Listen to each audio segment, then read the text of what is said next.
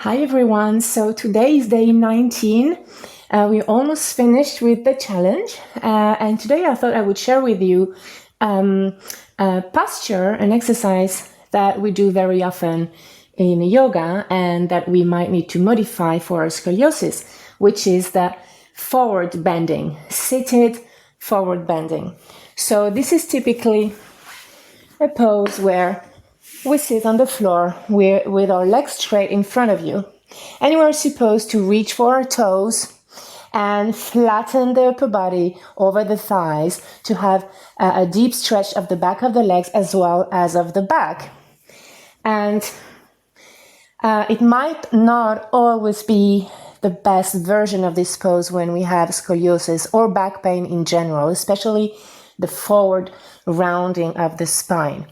If we have very tight hamstrings and backs, and if our pelvis doesn't manage to move, then we will very often round our backs and hang from our spine, which can cause a lot of discomfort and possibly even worsen any sensation of pain we had before, or maybe even cause damage to our spine on the long run.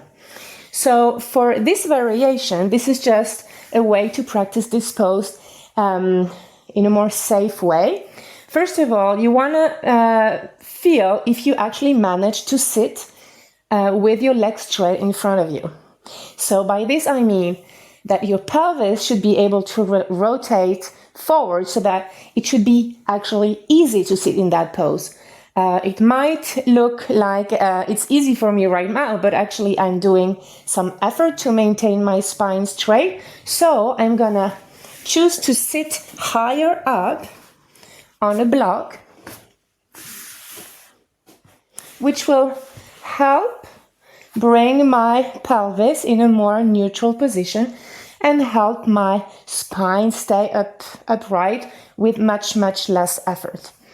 Then, if this is still very hard on my lower back, I can place a pillow under my thighs and knees, and it will make it much easier to sit with a straight back.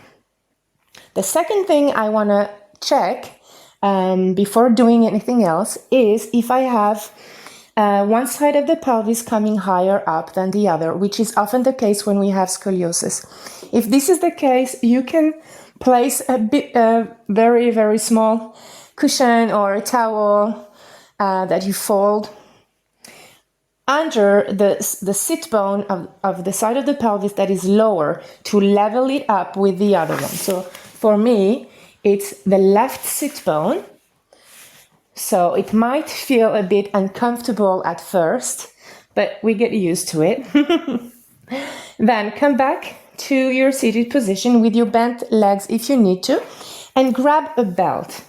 I want you to place this belt around your feet right below your toes, and this is to help you doing two things. First, it will help you keep your feet in a flexed position because we're going to pull on that belt.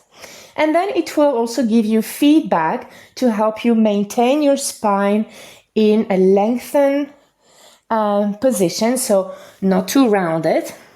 So this will kind of make up for the not being able to reach up for your toes without rounding your back.